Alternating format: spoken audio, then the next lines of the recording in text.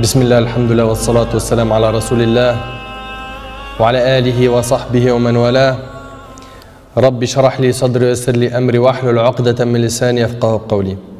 Et j'ai envie de vous raconter une super belle histoire qui a été racontée par un de nos savants contemporains. Wallahi al-azim, qu'elle est très émouvante. C'est l'histoire d'un homme qui a dit à sa femme: et si on allait manger dans un restaurant?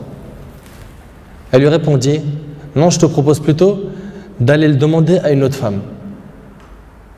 Moi, je ne mange pas au resto avec toi, va manger au resto avec une autre femme. Il s'étonna, il lui dit: je t'invite à manger et tu me dis de sortir avec une autre femme? Mais comment ça? Je ne suis pas de ce genre d'homme.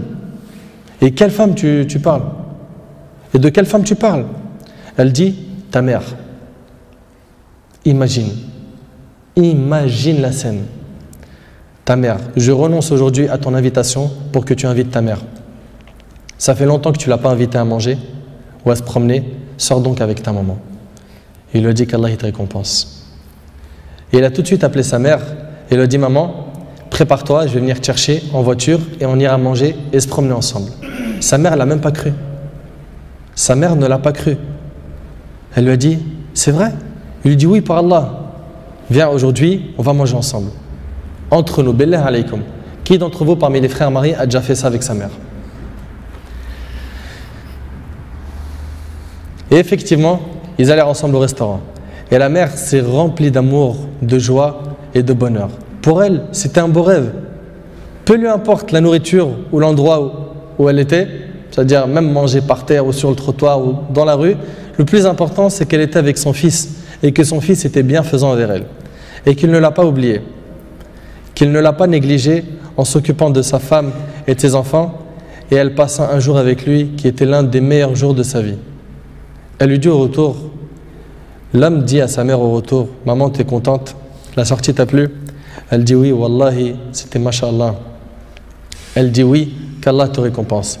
Il répondit: Inch'Allah, je le referai. Elle dit: non, Inch'Allah, la prochaine fois, l'invitation viendra de moi. Il lui dit: Inch'Allah. Et des semaines et des mois passèrent. Le frère a été occupé, puis sa mère tomba malade et mourra. Qu'Allah lui fasse miséricorde. Son fils était très triste. Et quelques jours plus tard, il reçut une invitation au restaurant pour lui et une autre personne, et cette invitation était déjà payée. Étonné, il se demanda de qui vient cette invitation déjà payée. Il est parti alors avec son épouse au même endroit où il avait mangé avec sa mère, et là une lettre l'attendait de la part de sa mère. Il y avait écrit: mon cher fils, qu'Allah te récompense, je t'avais promis de t'inviter au même endroit pour manger, mais tu étais souvent occupé. Et maintenant je tiens ma promesse et je t'invite avec ta chère épouse, et je t'invite avec ta chère épouse, qu'Allah vous récompense.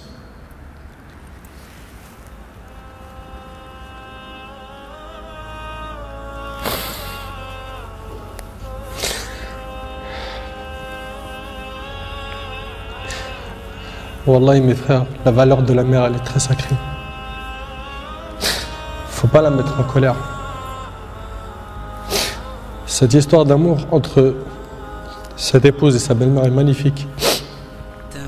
J'espère que nos frères et sœurs vont tirer des leçons de ce genre d'histoire d'amour entre les épouses et les belles-mères et d'essayer de reproduire ce qui s'est reproduit dans cette histoire.